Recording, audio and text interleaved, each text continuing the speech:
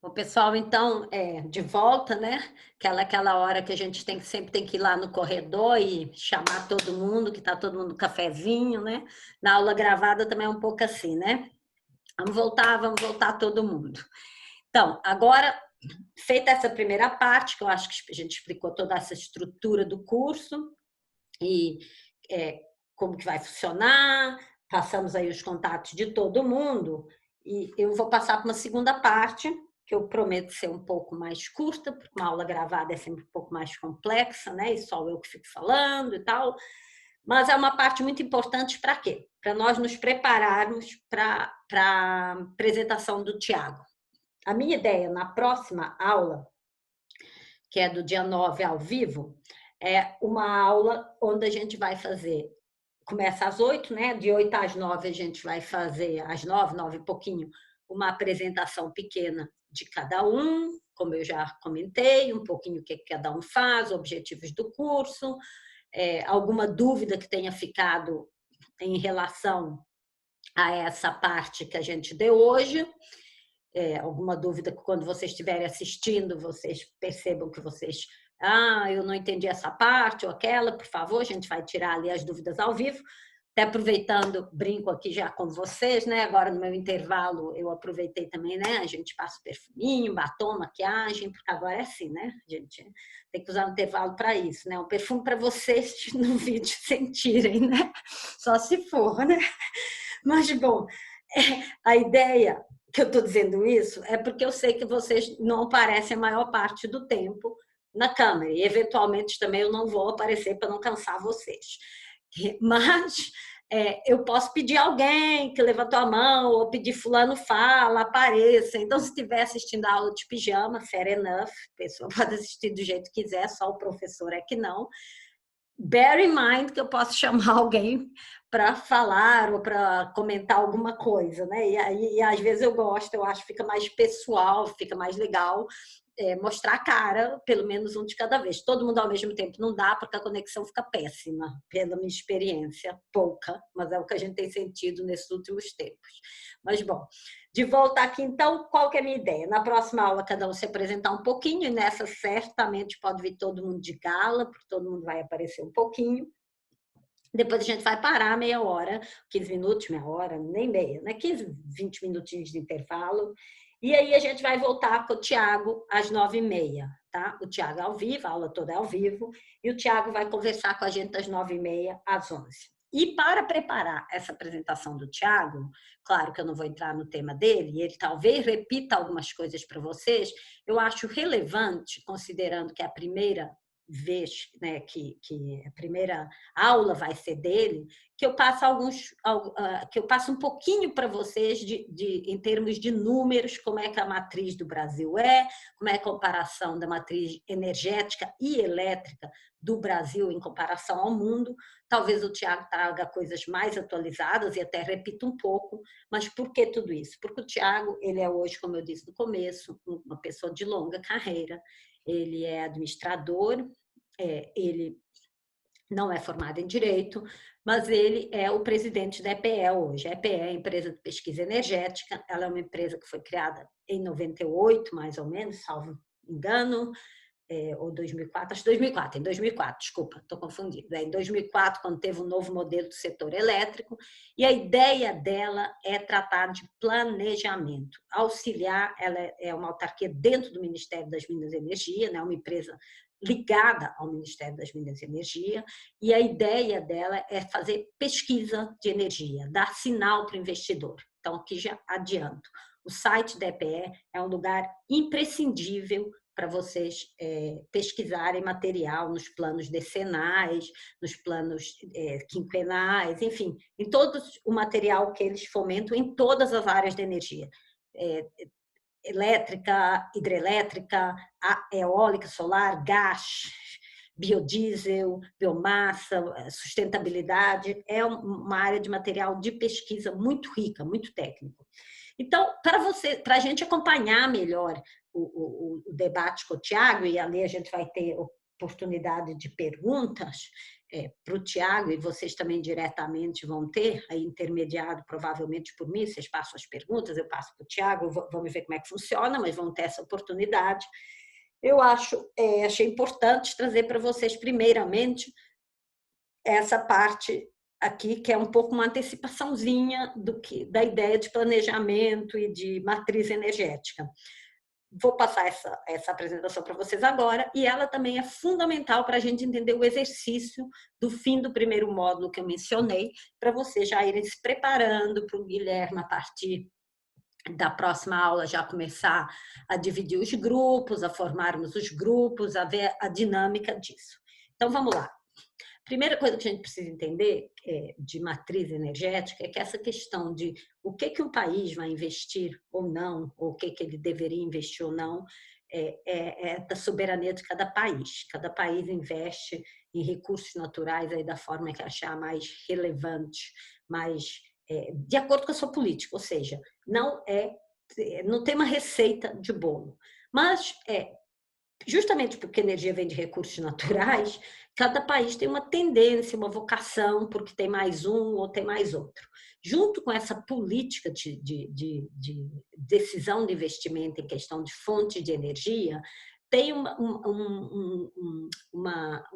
questão ideológica muito associada, e tem também uma questão ideológica do que se deve constituir o setor energético de um país, e também uma questão de disponibilidade, de posição de soberania, de política mesmo, de relações de política externa, aquilo que você quer que o país tenha independência ou não. Ou seja, decisão da matriz energética não é uma decisão ligada única e simplesmente à segurança energética, a ter ou não ter energia. Tá? Às vezes ela vai além disso, e por isso se misturam matrizes. Para dar um exemplo mais claro, se todo mundo só pensar em ser barato a energia, só o único drive da política for qual a fonte que traz uma energia mais barata, certamente o mundo todo estaria com carvão, porque tem em todo lugar, faz de madeira, fácil de transportar, seria termoelétrica a carvão, sem dúvida nenhuma. Até o Brasil, que tem vocação para água. Mas não é esse o único determinante. E o mundo é distribuído em forma de recursos de uma maneira diferente, óbvio, em cada lugar. E isso, por si só, diversifica a forma como os países decidem investir em energia, mas mais do que isso, diversifica também os objetivos de política energética de cada um.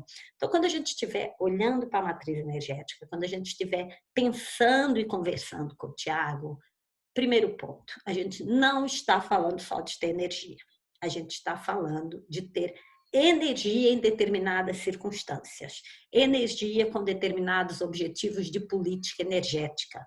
E política energética não é só sobre ter energia available, nem só de ter a mais barata. Às vezes é um mix, ter a mais barata, com a mais disponível, com a mais limpa, dependendo do objetivo.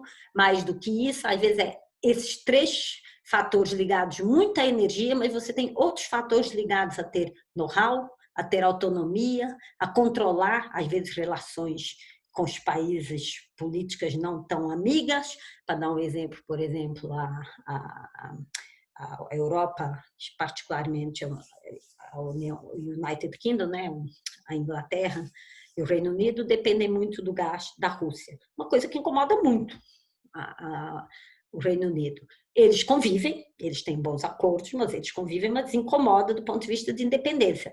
Então, a política energética deles, às vezes, é voltada para determinadas coisas mais caras, talvez até, do que ter um bom acordo com a Rússia. Tá? Mas, por questões de independência política, às vezes é interessante para eles desenvolverem essa outra visão ou ter uma energia mais cara por conta de terem know-how ou serem mais independentes.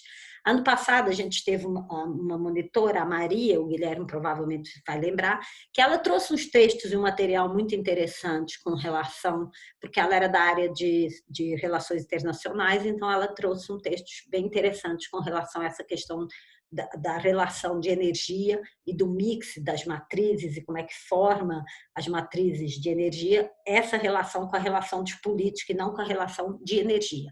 Eu tenho a sorte também de meus 2 filhos fazerem relações internacionais, um já formado, o outro formou, um já formado, a outra está formando na Inglaterra, né, em UK, na Escócia, e também eu posso até pedir os materiais para eles para enriquecer mais, eu vou pedir essa relação energia, política energética com relações internacionais, que é uma visão diferente do direito.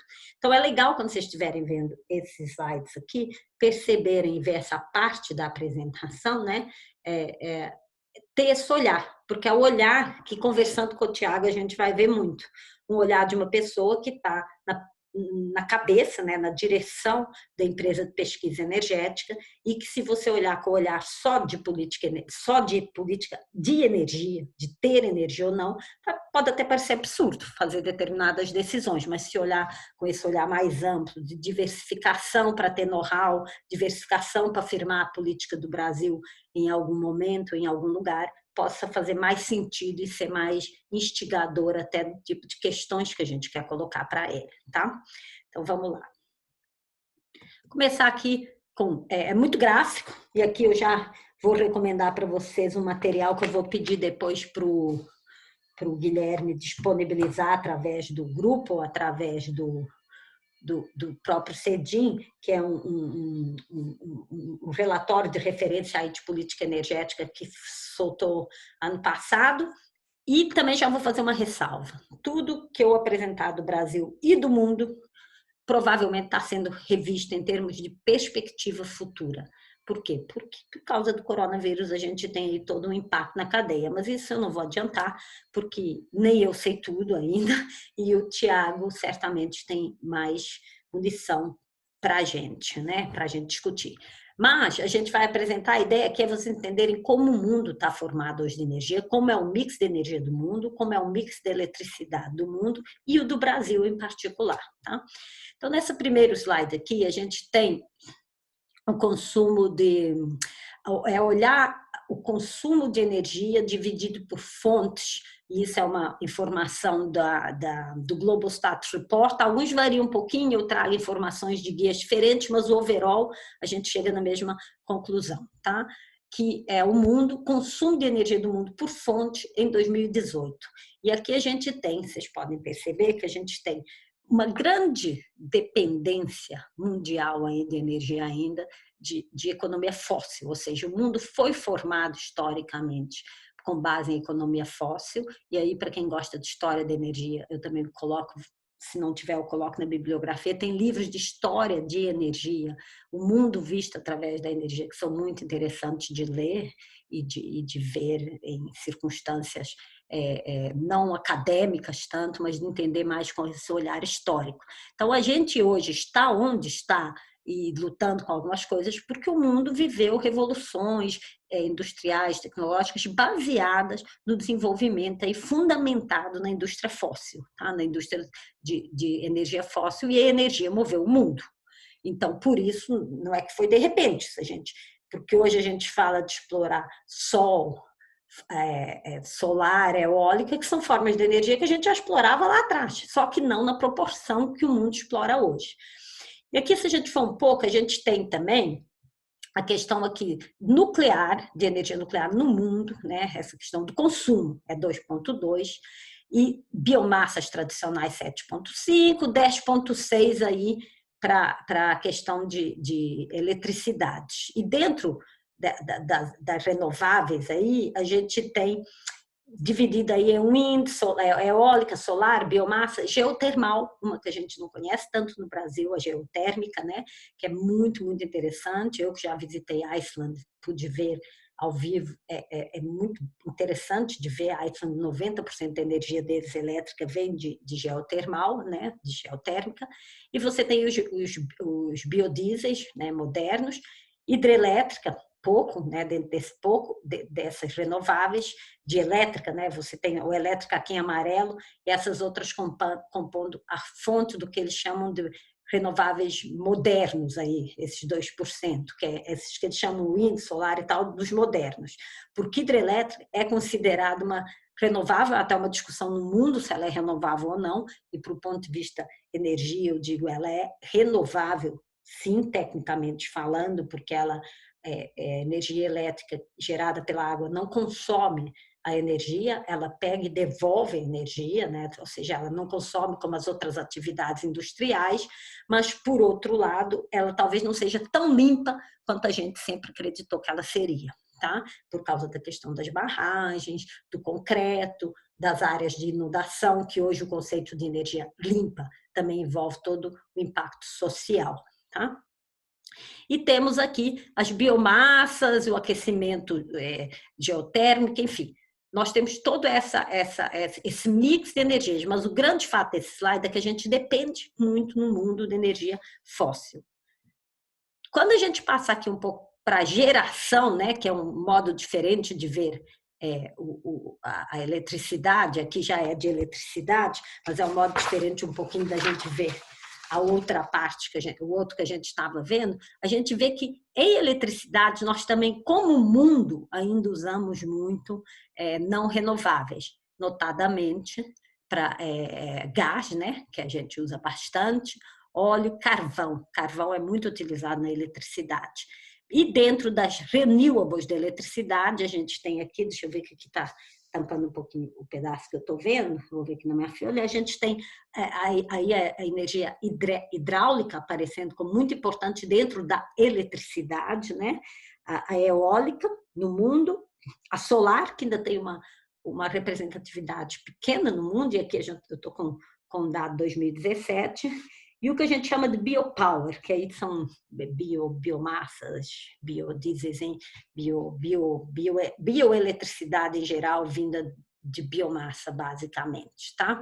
O Tiago certamente vai trazer isso com muito mais propriedade do que eu, mas a mensagem é: o mundo consome e depende muito ainda de óleo e gás, de não renováveis, ainda que a gente esteja tanto para a eletricidade quanto para a energia em geral, e ainda que a gente esteja muito falando hoje em dia transição energética, está na boca de todo mundo, está na boca do país, mas basta você pensar hoje que a China ainda depende, por exemplo, para a eletricidade, que está mudando para a água, mas ela ainda depende muito de carvão, de minas de carvão.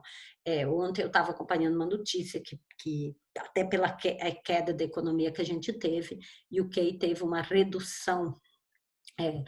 Ontem bateu o recorde de ter ficado, acho que 20 dias ou 20 e poucos dias sem ter acionado nenhuma usina a carvão, o que é uma decorrência da economia ter caído, mas que eles estão comemorando ter ficado só 20 dias sem acessar uma usina de carvão. Ou seja, né, a gente ainda depende bastante de coal, né, e de carvão e gás, muito pela eletricidade, e de óleo, e aí o óleo, faça ressalva, no mundo ele é muito mais consumido no setor de transporte do que no setor elétrico, mas ainda também muito para o setor elétrico, né? A termoeletricidade ainda depende muito de carvão, de gás, carvão e óleo, mais aí de carvão e óleo, tá?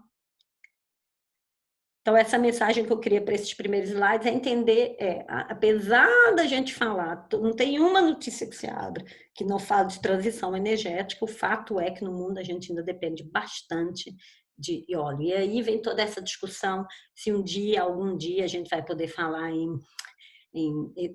no outlook de energia zero, energia renovável total, zero. Se a indústria do petróleo vai acabar, e aí eu já vou adiantando também que vou rodar algumas notícias sobre esse assunto para vocês lerem, se prepararem, que vão ser pontos de discussão durante as nossas aulas, porque as aulas online têm que ser um pouco mais dinâmicas, vocês vão ter que ler também bastante notícias antes para comentar, para virem preparados para comentar. E uma delas que eu vou rodar para vocês essa semana é justamente sobre essa questão de... Estou até anotando aqui, gente, para não esquecer de mandar para vocês, de rodar da indústria do óleo, essas previsões catastróficas de que a indústria do óleo vai acabar. Eu até acho que pode até ser, e todo mundo está vivendo momentos que o óleo está assim, o preço do óleo está super baixo. Mas pensa ao reverso, que talvez o óleo está com preço muito baixo, pode ser acabar impulsionando a indústria do óleo em momentos de crise econômica. Então, a verdade é que, acompanhando ao longo do tempo, e os reportes, e aqui eu sempre referencio o site da International Energy Agency, que é um site muito bom para pesquisa, o Energy Outlook deles, que eu uso muito para fazer minhas aulas e apresentação. Tem outros, né? Tem a BP Statistics também, mas o International Energy Outlook é o que eu mais uso para fazer minhas apresentações, porque eu gosto muito do modo que eles fazem, que eles comparam o mundo e do modo que o enfoque que eles dão. O material deles do último ano, dos 2 últimos, é pago, e nesse eu disponibilizo para os meus alunos aqueles que são mais interessantes, porque eu sempre tenho, né, acesso, eu compro, e eu sei que é bastante caro para os estudantes, eu não posso disponibilizar ele todo por questões de licença, mas eu disponibilizo aquelas partes que eu acho interessantes. Mas tem muito material de graça, muito interessante. Então, na bibliografia, vocês vão ter International Energy Agency, o site, e vão ter também a IRENA, que é o braço da International Energy Agency para renováveis. E aqui também legal falar que foi em 2018, salvo engano, ou até 19 mesmo, acho que foi em 19, que o Brasil se juntou ao grupo que participa aí da International Energy Agency, então a gente vai ter muito mais participação do Brasil e vai ter muito mais data available, né, disponível para o Brasil, tá?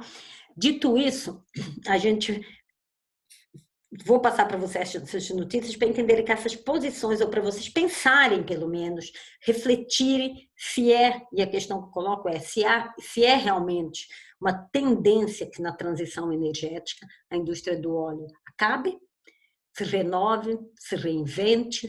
Tem notícias que eu vou passar para vocês, por exemplo, de grupos como da Shell investindo, um grupo tradicionalmente de óleo, investindo na indústria solar, por exemplo, nas renováveis, que tipo de transição eles vão fazer, ou seja, vamos ver ou vamos viver para ver acabar a década do óleo, ou sempre ele vai fazer parte um pouco aqui do nosso day by day, gostemos ou não, talvez não tanto para o setor elétrico, mas talvez para outros setores.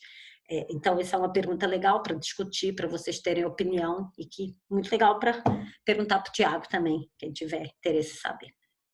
Não que ele vá saber tudo, mas ele tem um conhecimento de tudo, seria legal saber a opinião dele, já está aqui anotado, e aí fica de ideia para pergunta para vocês também. E aí, até falando do cenário, né, de geração de energia por fonte, é o que eu estou com foco bem por fonte, nesse caso da eletricidade, o que é bem interessante nesse gráfico? Aqui estamos falando de energia elétrica, e é interessante a gente pensar que pode estar mudando, né? Agora, mais recentemente também com o coronavírus, mas que veja aqui que eles fazem 2 projeções no Energy Outlook, um deles que é essa primeira parte aqui do slide, que mostra muito a evolução até 2040 da forma como as policies são feitas hoje. Com as políticas públicas em place hoje, acho que já começaram, se continuar tudo bem, sem chuvas e trovoadas, e é por isso que eu digo que tudo isso deve mudar, porque bem aqui, em 2020, tivemos uma baita chuva e trovoada, né, que a gente está vivendo, e isso pode mudar em função disso, mas abstraindo da crise, isso aqui foi publicado antes, a gente esperava ter uma evolução aqui, onde certamente havia uma tendência de, pelo menos, não aumentar o coal e aumentar um pouco o gás, e dar uma preferência aí para as indústrias, para as fontes renováveis, justamente em função dessa pressão da transição energética e de algumas coisas do contexto mundial que estavam acontecendo, né? O fato é, não dá mais para ignorar que os bancos estão exigindo, para fazer financiamentos, uma posição de sustentabilidade das empresas mais agressiva. Então, a tendência nas políticas atuais era manter um desenvolvimento, privilegiar as fontes renováveis, né?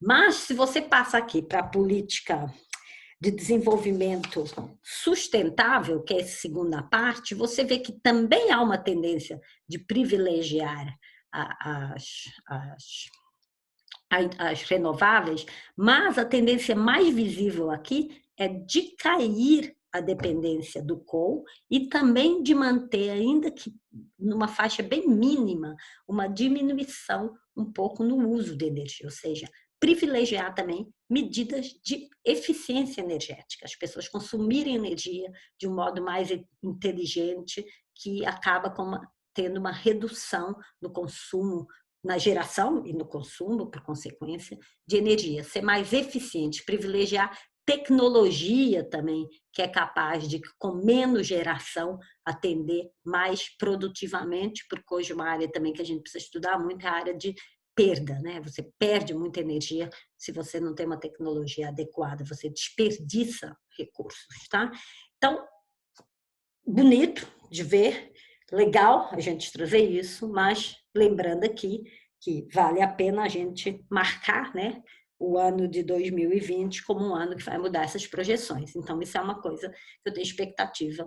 Não falei com ele, mas tenho expectativa que o Tiago aborde. Talvez ele ainda não tenha todos os estudos terminados, mas eu sei dele que falar do plano decenal, por exemplo, de 2029, que foi o que acabou de sair, hoje tem que ser refeita toda a revisão, mas vamos esperar para ver o que ele traz. Mas como ideia, a ideia é, o mundo vinha numa trajetória de privilegiar fontes renováveis, de diminuir o uso do carvão no mundo, essa era a política que se via mais ou menos agressiva em países diferentes, mas essa era a tendência, e também de privilegiar um uso mais eficiente de energia, no geral, elétrica aqui no caso, mas no geral, para a gente atingir metas aí de preservação climática. A pergunta que fica um pouco é, será que o evento pandemia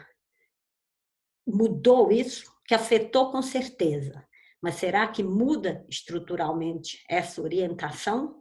Ou não? Essa é uma pergunta interessante também para a gente pensar, que a gente certamente vai discutir na próxima aula também, do impacto aqui nessa... É que eu estou anotando aqui um pouco para a gente lembrar na próxima aula, que vão surgindo aqui no meio da discussão, monólogo hoje, né? Mas que na próxima será a discussão, tá?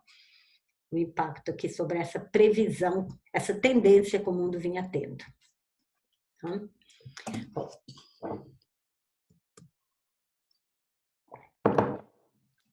Aqui, mais ou menos, a gente repete a mesma coisa, né? Mostrando aqui a geração do mundo, né? Essa capacidade anual, e de novo mostrando que a ideia, dentro das privilegiadas, aqui passando do passado, que não é nem uma projeção para o futuro, é uma visão, um olhar para trás, né?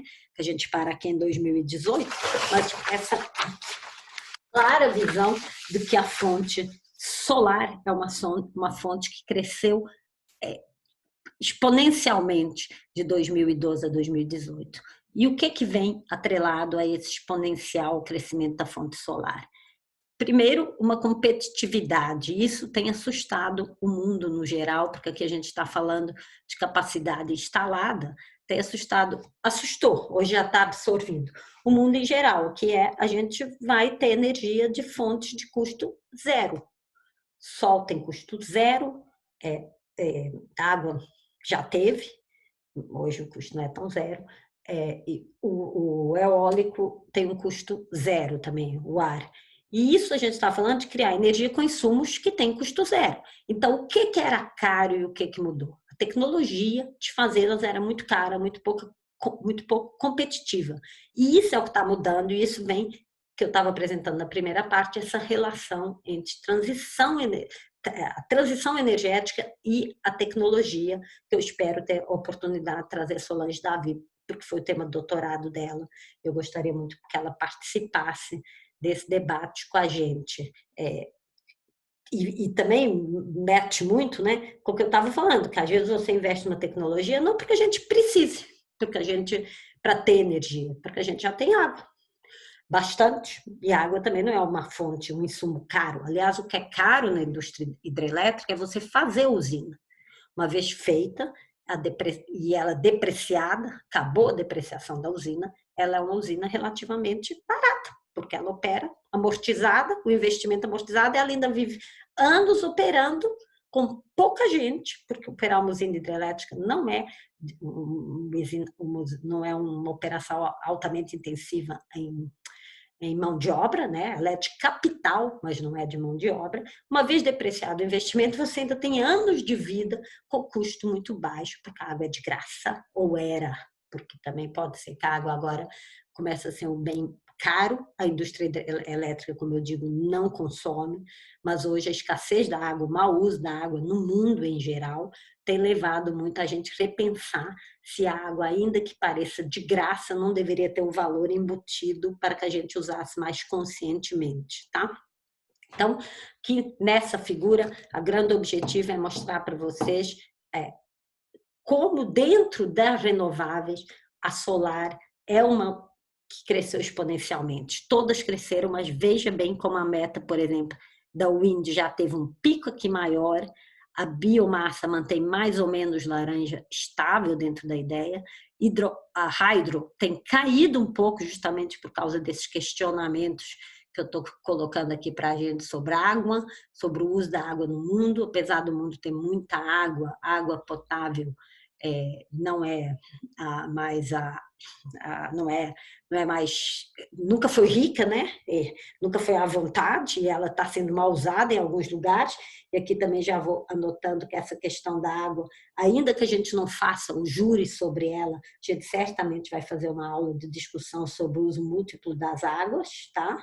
Onde eu vou passar para vocês um caso e a gente vai discutir. Por quê? Porque é uma legislação que sempre existe desde 97 no Brasil, sempre foi ignorada pelo setor elétrico, porque o setor elétrico nunca teve falta de água, e o Brasil tem um setor elétrico muito baseado na água.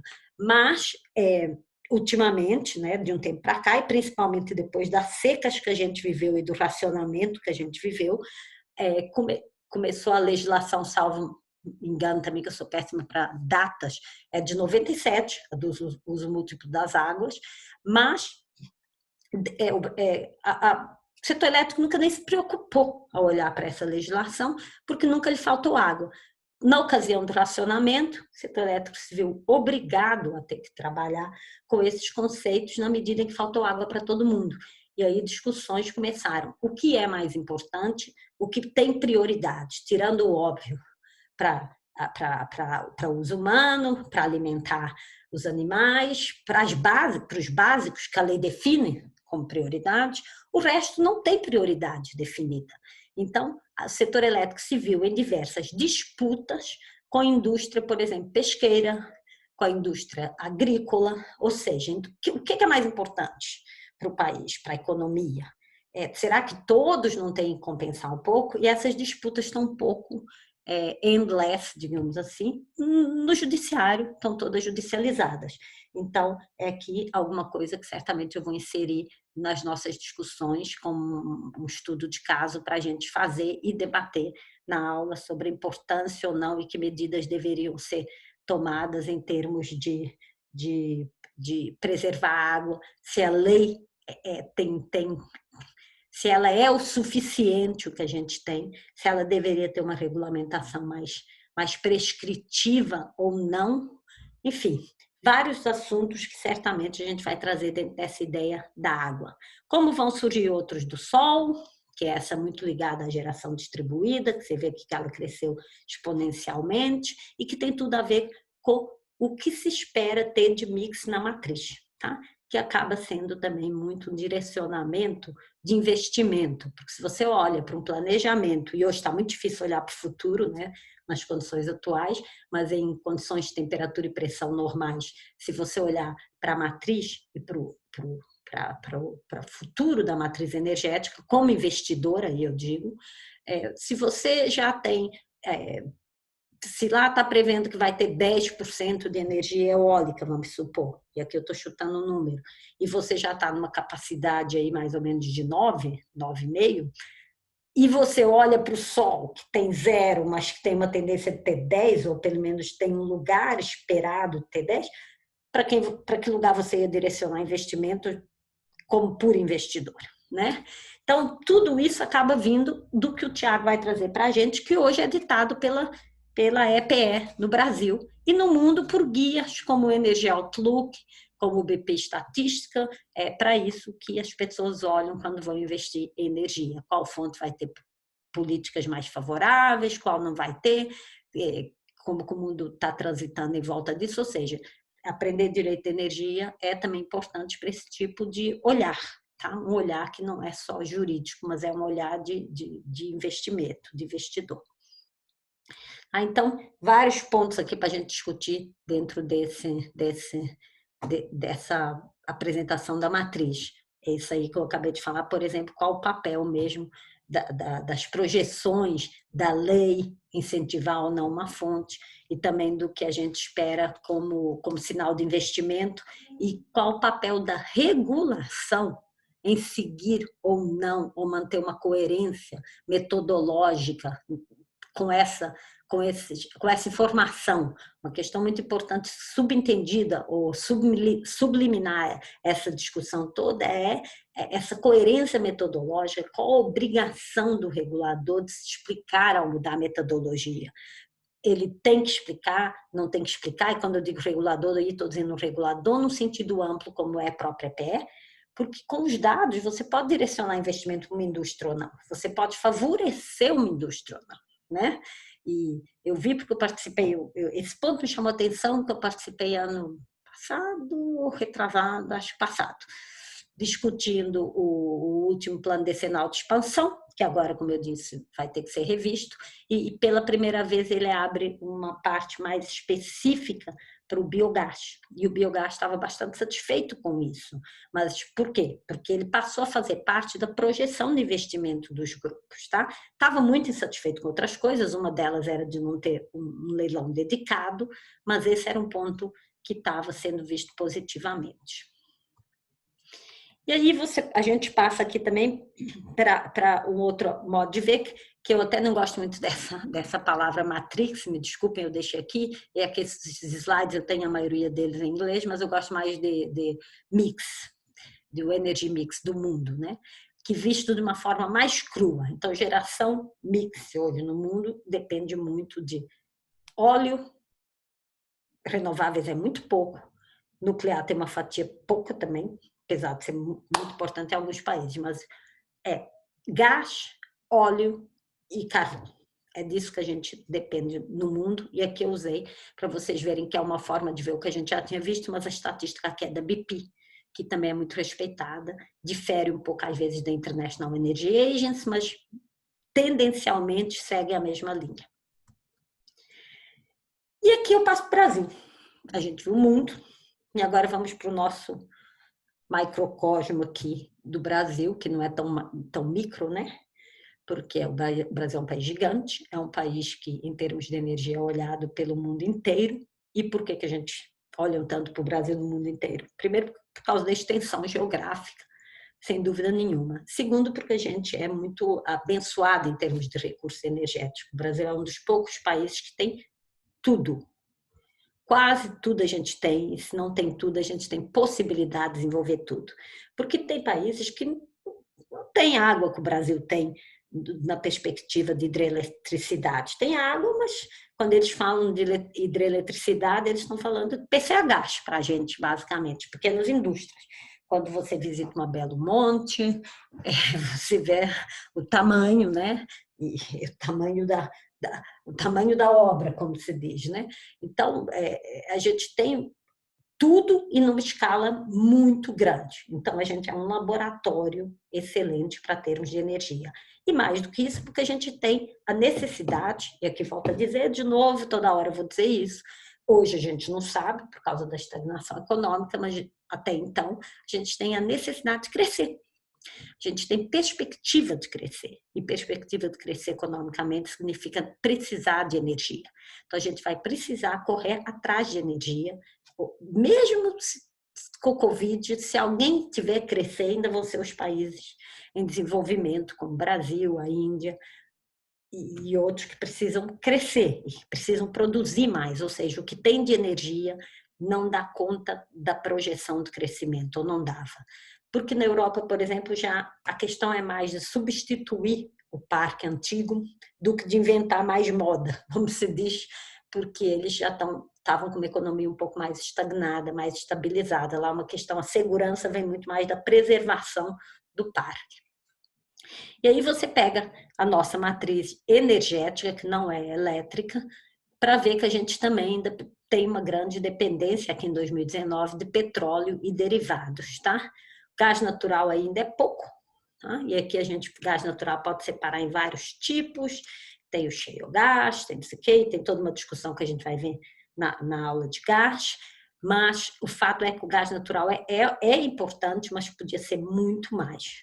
O que chama a atenção nessa pizzazinha nossa? Primeiro, a gente ainda ter, né, essa proporção bastante relevante de carvão, num país que tem tudo, carvão era a última coisa que a gente precisava.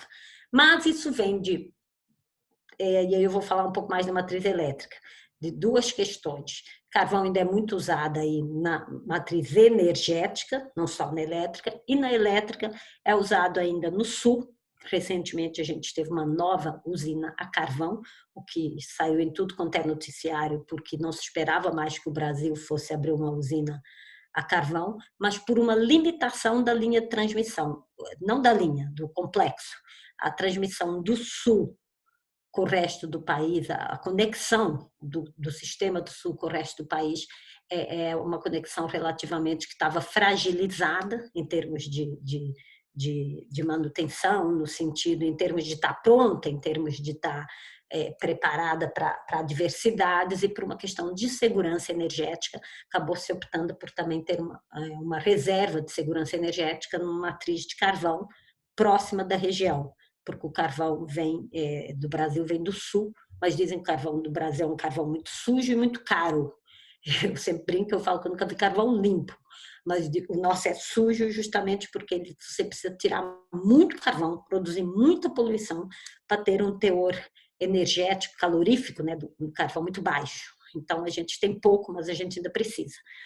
Chama um pouco mais de atenção aqui também, que na matriz energética, a hídrica, a hidráulica é baixa, porque ela é muito relevante na elétrica e não tanto na energética geral, e que a gente também precisa tanto de óleo, e aqui essa partezinha azul clara, que eu já falei, porque não é para gerar eletricidade só, que aí o óleo é importante, o óleo diesel é importante na matriz elétrica, que foi no tempo do racionamento, mas a gente usa muito no setor transporte, e pensando em história de Brasil, o Brasil foi desenvolvido, a economia brasileira tem como base a indústria automobilística.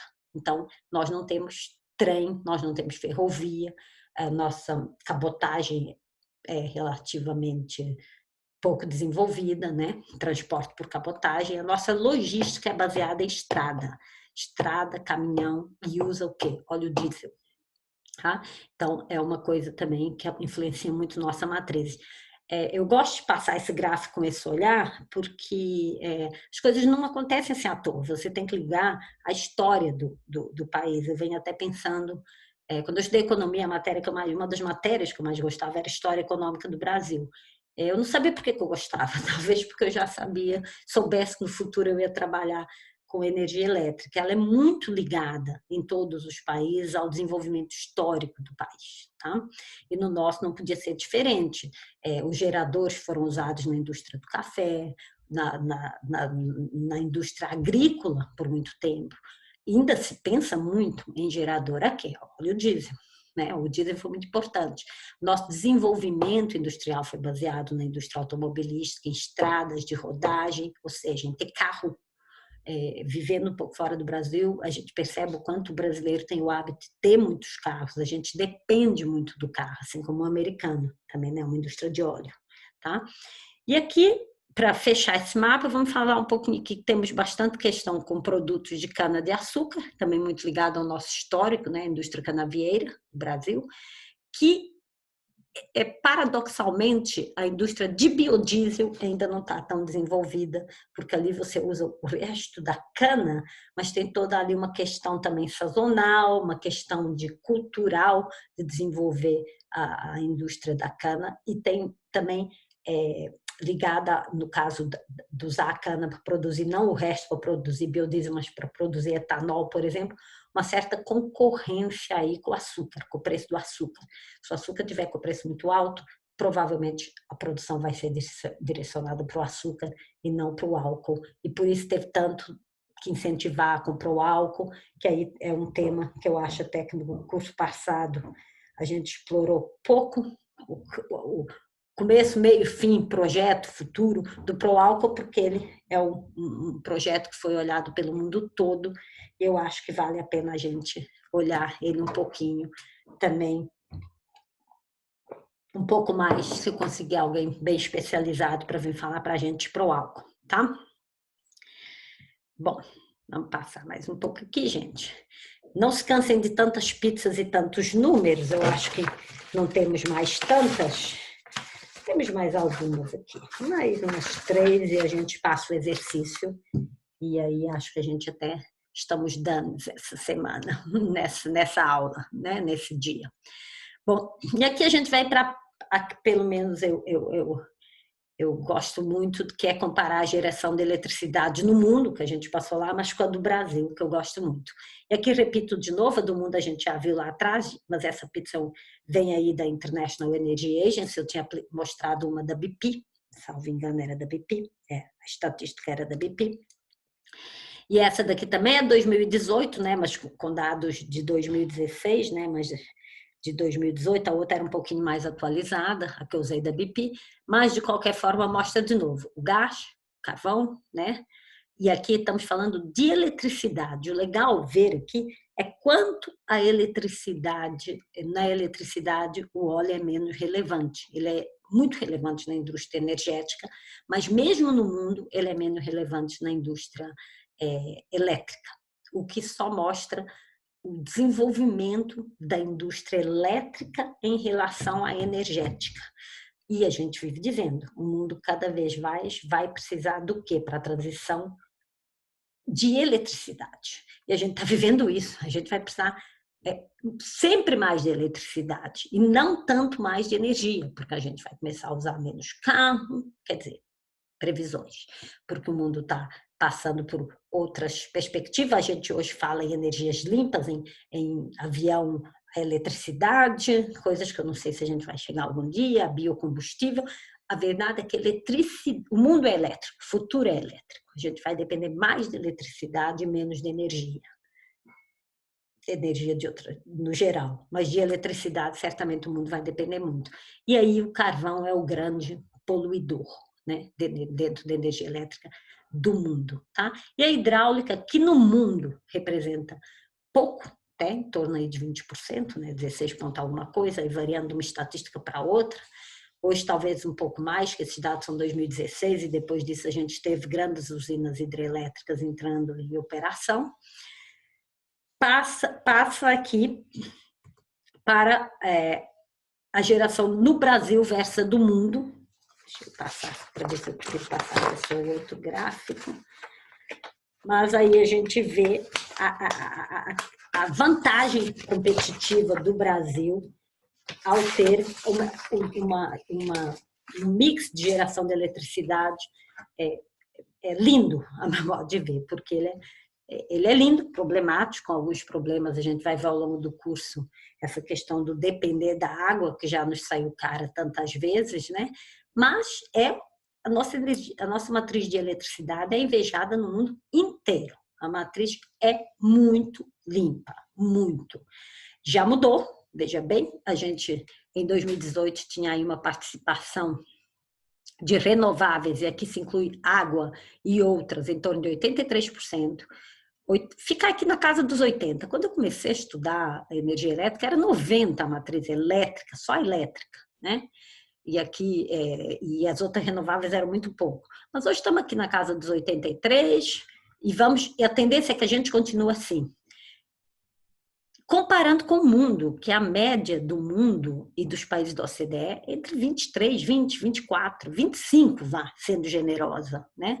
Então, o Brasil realmente tem uma matriz elétrica limpa e bacana. A questão é quanto isso custa ao país e que perspectivas a gente tem de usar isso. Eu, obviamente, que sou uma pessoa super adepta de energia limpa, sou uma pessoa que trabalha com climate change, sou uma pessoa que acha que a gente deve pagar o preço de ter um mundo mais limpo, porque é melhor para todo mundo, e não acho esse preço caro, por mais caro que seja, eu prefiro consumir menos de energia limpa do que ter mais energia à vontade suja, mas é uma visão, eu digo, minha e de uma classe privilegiada, grande até, estamos aqui todos, pelo menos, que tem pelo menos o básico. Agora, quando você começa a comparar com outros países, com situações de outras esferas sociais, não tem nada, a pessoa às vezes está pouco se preocupando, né, do que energia vem da onde, tem é que ter. Então, mas isso para fazer aquele link que eu fiz até no começo do curso, da aula hoje, dizendo que tudo vai depender muito também do olhar que a pessoa tem sobre o que se quer com energia, de política energética, não só de ter a energia, tá? Em alguns lugares, aí o que você quer mesmo é ter energia, não importa de onde que vem, e que seja barata, né? Ter e confiável, de modo contínuo, porque em lugares hoje, na África, alguns até, nem vou falar os mais com maiores problemas, mas vou para usar um país que eu nasci, por exemplo, Angola, que já saiu da guerra, tudo isso, você tem blackouts o tempo todo, você tem problemas com energia elétrica o tempo todo, que afetam comunicação e tudo isso. Então, lá, se provavelmente perguntar, vamos pôr carvão aqui para ter uma estabilidade de continuidade de atendimento, vai ser muito bem visto. Mas isso para mostrar aqui que a gente realmente tem uma participação de renováveis na nossa matriz de eletricidade invejável, né? De renováveis no geral. Ali comparando com o mundo. Focando agora e com um olhar bem focado, e aqui aí a gente não tem mais gráficos, eu acho, porque é muito gráfico, e o material que eu vou dar para ler para vocês tem mais gráficos ainda, mas outra coisa que eu acho que é bom logo tomar um choque no curso de Direito é que o advogado precisa gostar de pizza, não de pizza de comer, que essa todo mundo gosta, mas de pizza gráfico, tá? E precisa aprender a entender gráfico um pouco, porque a gente trabalha com direito à energia no mundo de engenheiros, então a gente precisa conviver e entender a linguagem deles. Eu digo isso porque no meu curso eu ainda nem sei a formação de todo mundo, mas eu estou acostumada a dar aula para engenheiros, tá? E o olhar deles é muito é visual, de menos leitura, de menos escrita e mais um gráfico, um desenho diz mais. Então a gente precisa também começar a olhar para um desenho e não ver só o óbvio, ver essas comparações de onde vem essa dependência disso ou daquilo, porque olhar e dizer é o óbvio, né? 66% é hidráulica, não sei quanto é carvão, mas por que interseção vem, como se relaciona com o resto, como fazer essa visão analítica dos dados gráficos é um conhecimento, nem que eu tenha tanto, eu queria até ter mais, já que estudei economia, mas que eu acho brilhante ter, e que fica aí uma dica para quem quiser aprofundar também e desenvolver essa skill. Mas aqui a gente está dando um olhar bem profundo no Brasil, veio do Balanço Energético 2019, que é esse o documento, acabei de lembrar, tem umas 80 páginas, 60 páginas, eu acho, não chega a tanto, que eu vou disponibilizar para vocês lerem, e recomendo, esse tudo bem, talvez nem seja o documento que eu vou usar para discussão na sala, mas é altamente recomendável, é muito cheio de gráfico, mas pelo menos folhear ali os principais comparações e temas pode ser bem interessante para a apresentação do Tiago, que vai andar em volta dessas, não vai ser igual a essa só de gráfico, mas vai andar em volta dessa ideia matriz, planejamento, função do planejamento, tá? Pelo menos é o que a gente está combinando, mas a palestra é dele, obviamente, ele fala do que ele quiser, né? Dá para mais uma autoridade que nem o Tiago, ele é muito bom, acho que vocês são privilegiados de tê-lo na aula, coisa que eu não consegui ano passado. Então, você tem aqui a hidráulica no Brasil, amarelo, eu costumo pôr azul no meu gráfico, mas dessa vez vem amarela, azul pelo óbvio, né? Ela representa 66%. Eu disse para vocês em 2018, mas quando eu comecei a trabalhar, e isso aqui sem dizer que eu estou tão velha, mas lá em idos de, era 90%. E a gente tinha muito pouco do resto. Então, a pergunta que fica é, E é a pergunta do trabalho de vocês. Por que se investiu no resto? Por que devemos ou não investir no resto, se a gente tem tanta água? A gente tem um compromisso aí com o mundo de não investir mais muito em água, porque a água hoje não é mais considerada tão limpa, como eu disse também no início, porque ela é considerada que tem um alto impacto social nos alagamentos. Eu sei que tem usinas a fio d'água, mas aí a usina a fio d'água, que é aquela usina que não constrói o reservatório, tem outros problemas associados. Um deles é não estocar.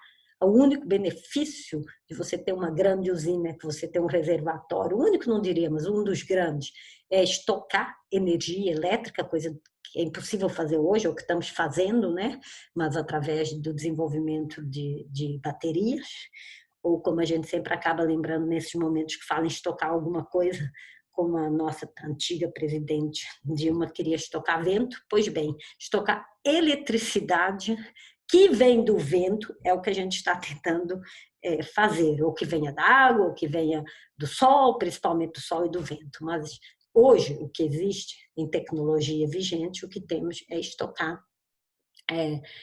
água, reservatório de água é o estoque de energia elétrica. E a gente abriu mão disso em Belo Monte, quando a gente fez uma usina a fio d'água. Outro tema que eu também lembrei aqui, já estou anotando, é para a gente trazer de novo o Tiago ou alguém da EPE para falar para a gente sobre essa nova tecnologia de indústrias de hidrelétrica reversíveis, porque as nossas hidrelétricas, a hidrelétrica tem uma tecnologia antiga, foi dentro da indústria elétrica brasileira, foi a que menos avançou em termos de tecnologia. Mesmo jeito que se fazia hidrelétrica lá atrás, Itaipu não teve, fazer Belo Monte ou Itaipu não teve muita diferença em tecnologia, a não ser a questão do fio d'água, tá? De fazer a fio d'água.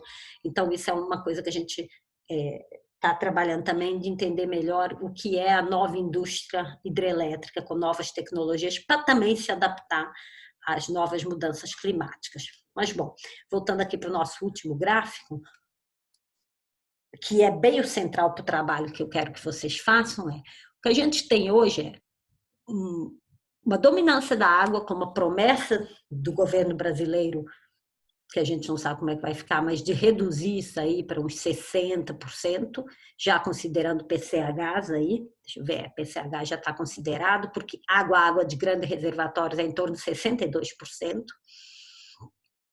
Fazer uma biomassa em torno de 8,5%, uma eólica de 7,6%, solar mínima 0,5%, está crescendo, aliás, acho que esse ano já bateu o primeiro 1%, eu acho que foi comemorado, ou está para bater, não tenho certeza também, posso estar errada, mas enfim, está crescendo. Gás natural, que deve destravar se a economia retomar, por causa também de que eu disse, de que a gente conseguiu destravar a lei, a legislação do gás, e aí é bom a gente parar para pensar como a lei pode, a gente vai ver no histórico, travar ou destravar algum setor e algum investimento em fonte, e pouquíssimo aqui de petróleo dentro da matriz elétrica. As questões que se colocam para isso por que a gente tem esse mix? Por que a gente não investe só em água, que a gente tem muita ainda, apesar de uma água mais cara. O Brasil hoje, a última vez que eu acompanhei esse dado, o Brasil só usou em torno de 30% da água disponível que ele tem para hidrelétricas, tá? O grande problema é que a água que a gente tem disponível agora, os outros 60%, não estão mais na região sudeste, que a gente já esgotou o Rio São Francisco, já esgotou outros, que a gente tem está muito mais próximo da Amazônia e por isso temos dificuldades maiores em explorar por questões ambientais e em trazer, porque aí a gente precisa ter um outro impacto ambiental, que é a construção de fios gigantes para trazer essa energia para o centro consumidor, que ainda é muito claro que o Nordeste brasileiro evoluiu muito. Quem viajou e conhece o Brasil deve perceber como era antes e como é hoje, né? Quando viaja, o desenvolvimento lá também cresceu bastante, muito por conta da indústria hidrelétrica, apesar das pessoas falarem que levou problemas, levou desenvolvimento também. Mas O fato é que é mais difícil e mais caro. A indústria hidrelétrica está ficando mais cara para o Brasil. Então, se pensarmos em futuro, se pensarmos em desenvolver, e no caso de vocês com um adicional, com uma questão adicional, em tempos de pós-coronavírus, ou seja, com uma recessão, talvez, ou com um crescimento menor associado, em que tipo de fonte a gente deveria investir? E aí eu digo em que tipo, por quê? Porque pode ser que alguém chegue à conclusão aí que ó, a gente devia ficar na água mesmo, né? Porque, e tem um grupo que defende isso. Ah, não, mas a gente tem que desenvolver mais biomassa, por isso, por aquilo. Bom, o fato é que esse é o exercício que eu quero pedir e para vocês fazerem, é o exercício do primeiro módulo, que eu vou apresentar para vocês aqui. E óbvio que a gente tira as dúvidas na aula presencial, mas que vocês já vão se preparando, e aí eu já coloco o Guilherme no circuito para dividir vocês em grupos. Os grupos são, eu aí vou ter que ver como que é o mecanismo, eu sei, Guilherme, pelo que eu aprendi, e aí vou deixar coordenando com o Cedim, com a parte técnica, que o grupo dá para fazer randomicamente, tá? Ou dá para fazer fixo. O melhor é fazer fixo nesse exercício, porque o randomicamente parece que você escolhe e ele muda a cada momento, é mais para exercício durante a aula, tá? Mas o fixo é importante, seja fixo para que vocês se organizem e estudem. O exercício, então, é o seguinte. A pergunta é qual a fonte que deveria ser promovida dentro da matriz energética?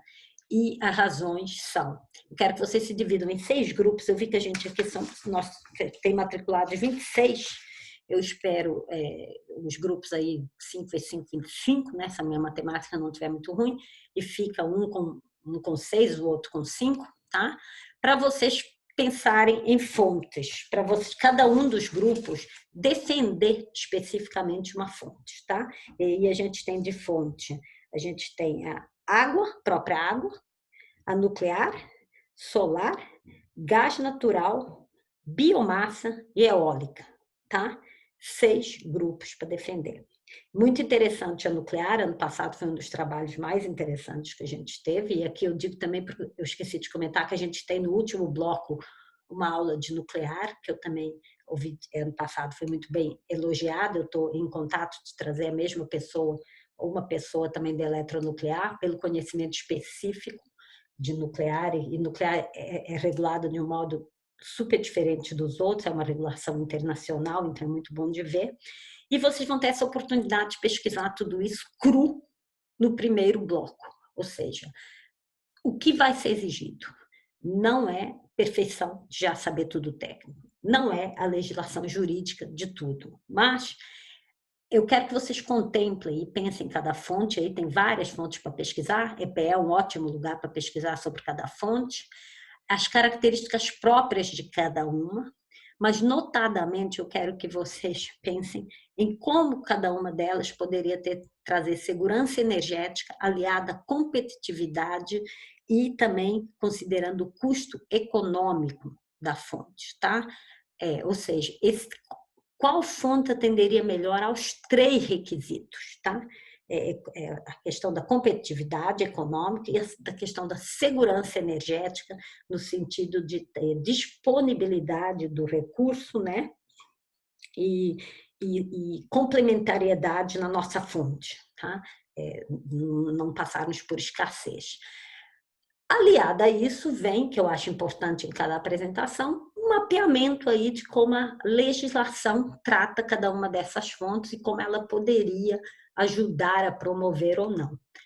A estrutura do trabalho é essa, ela é feita no final, havendo tempos, como o curso é online, a cada aula, algumas específicas, a gente pode destinar um tempinho para vocês já aproveitarem e irem se organizando, mas a ideia é que vocês construam os grupos um pouco fora do tempo da aula, organizem o material e na data que está lá no calendário que eu mostrei inicial, a gente tem a apresentação de cada grupo. Aí a gente vê como fazer. Acho que se for aula online é fácil de fazer, porque o grupo pode dividir, um apresenta, os outros complementam. Se a gente já tiver fazendo aula presencial, a gente discute também lá, se transforma tudo online, se apresenta com vídeo. O fato ano passado a gente fez esse exercício, era presencial, a gente conseguiu envolver o pessoal online, então o pessoal à distância, então foi muito bom esse exercício.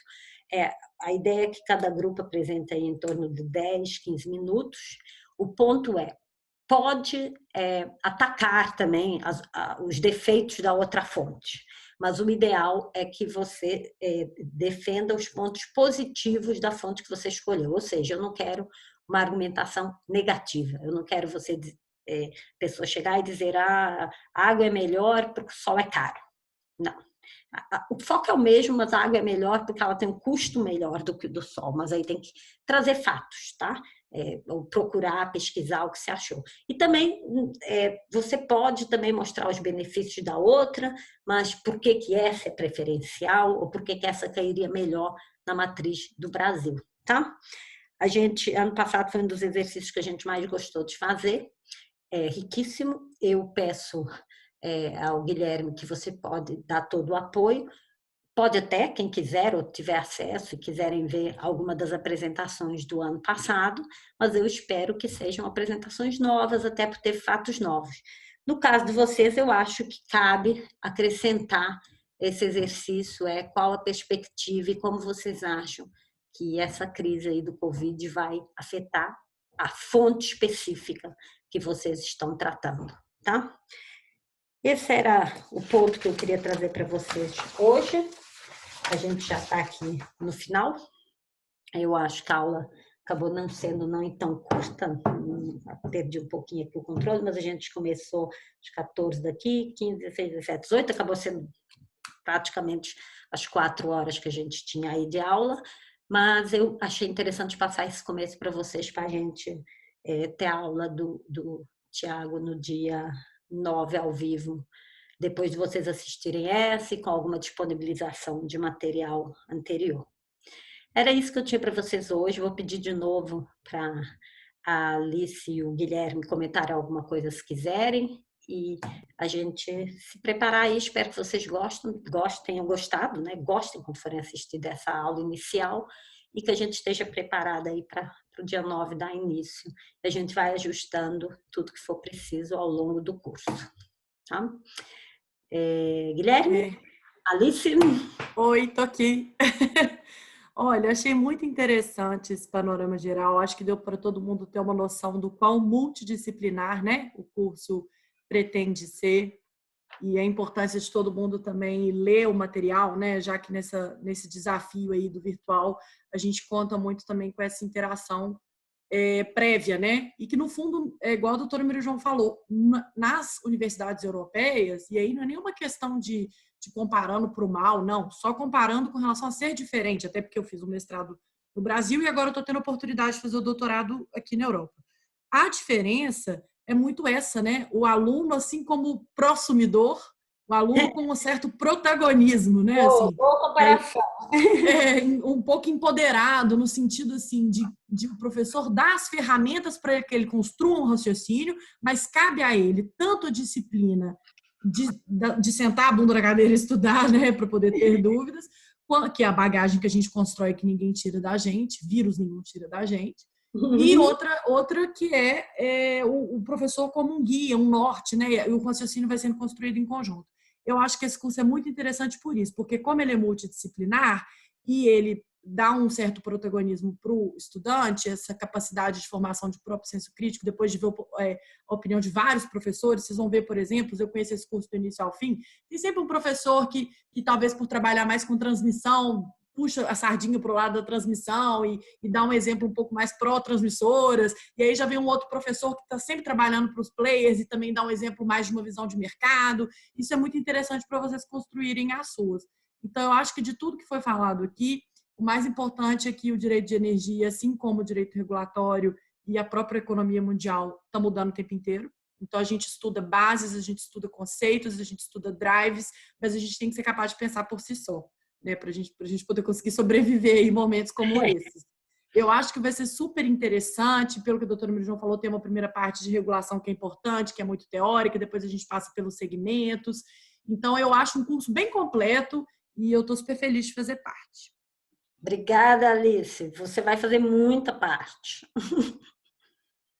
Guilherme? Sim, eu também tenho um comentário. Ano passado a gente fez esse trabalho e acho que talvez tenha sido o trabalho que eu mais gostei. Assim.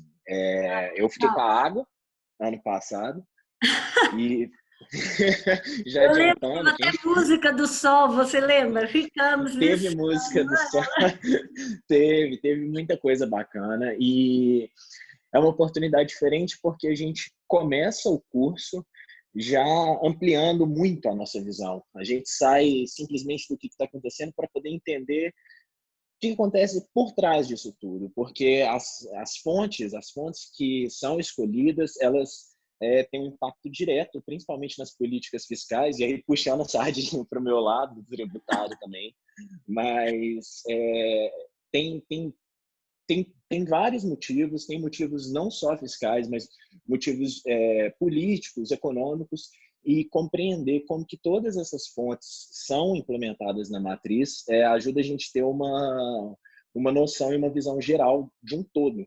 Então, é um exercício realmente muito, muito bacana, a gente aprendeu muito, como cada grupo fica, por conta de se especializar em uma das fontes, acaba que vem um trabalho muito profundo para a gente consegue pegar tudo de todas as fontes, e a gente consegue, ao final, comparar.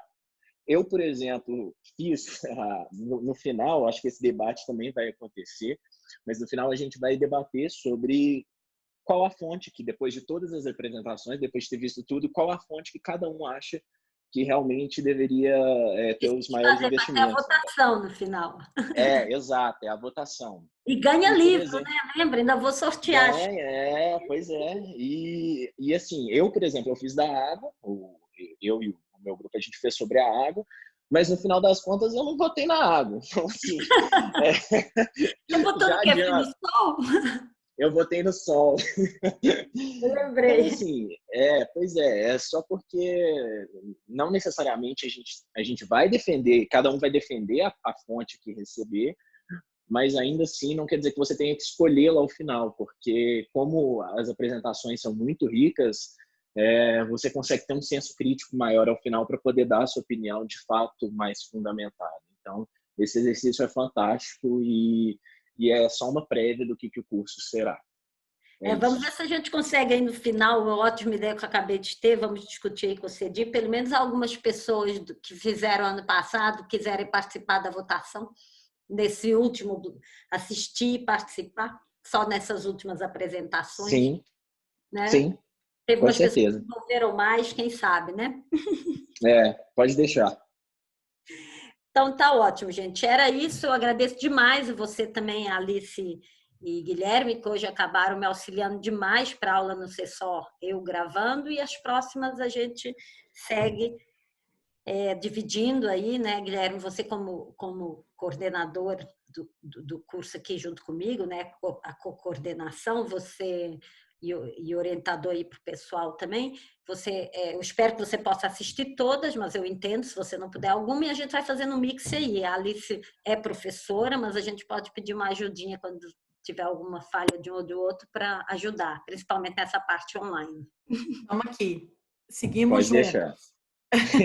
Isso mesmo, a gente vai Eu não coordenando poderia aqui. deixar de mencionar o Felipe, né, Renault, que ele não está mais como orientador do curso, mas ele está aqui, até na última, nos slides últimos, ou no começo que eu coloquei aqui, ele continua nos dando apoio, ele só não pode se comprometer a assistir todas, a seguir, porque ele está com outros projetos aí, fair enough, né? Então, tá bom, obrigada, e era isso. Muito obrigada para vocês também, tá? E acabamos a aula, então.